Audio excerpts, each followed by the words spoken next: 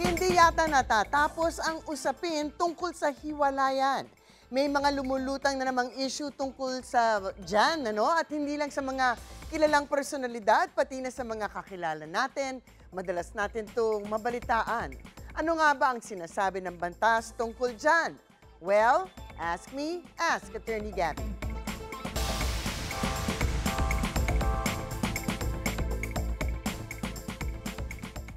Attorney, kapag nagtaksil ang asawa ko, pwede ko bang i-post online ang ginawa niya para malaman ng buong mundo ang panloloko niya? Naku, natural lamang na gusto nating maglabas ng sama ng loob kung ang pakiramdam natin, niyurakan ng pagkatao natin o masyado tayong inaapi. Lalo na siguro kung ito ay pagtataksil ng isa nating minamahal. Ngunit kailangan tandaan natin na ang pag-post ng pagtataksil ng asawa mo at ng kanya'y di umano'y kalaguyo sa social media ay may kasama ngang legal na panganib, partikular na sa isang posibleng kaso for cyber libel. Sa ilalim ng ating batas, ang libel ay ang malicious imputation of a crime, vice or defect at ang pagpapakalat nito na pwedeng makasira sa reputasyon ng isang tao, lalo na kung identified at makikilala ang taong involved sa mga paratang na ito. Kahit pa totoo ang ipinost na impormasyon, pwede pa rin kayong makasuhan kung mukhang ang tanging layunin ng post ay magdulot lamang ng kahihiyan o pinsala sa reputasyon ng inyong asawa at ng kanyang kalaguyo.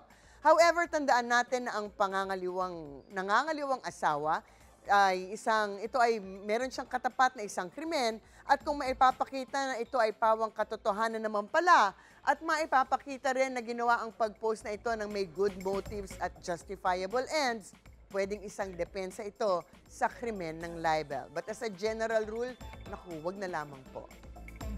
Attorney, paano naman po kung kasal nga pero matagal naman na kaming hindi nagsasama at hiwalay na kami? May kaso pa rin po ba kung mahuling may ibang karelasyon? Naku, opo, meron pong posibleng kaso pa rin ito.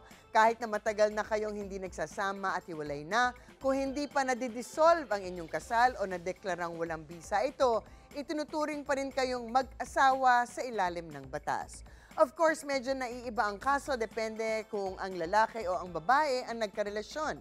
It's either adultery for women and concubinage for men.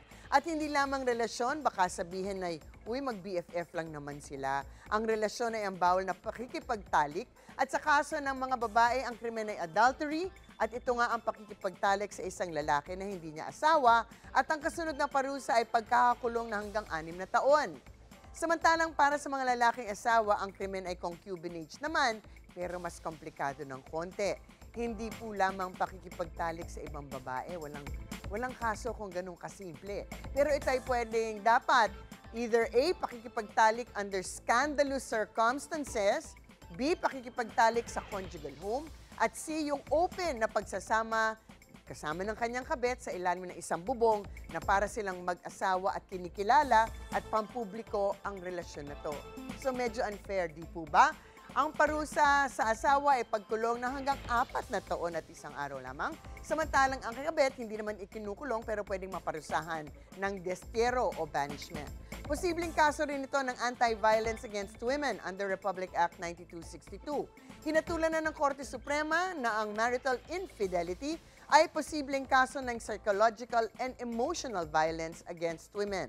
Sa mga kaso sa ilalim ng Republic Act 9262, kahit na hindi kayo nagsasama, kahit annulled o declared na walang bisa ang kasal, pwede pa rin kayong makasuhan sa ilalim ng mga probisyon ng batas na ito.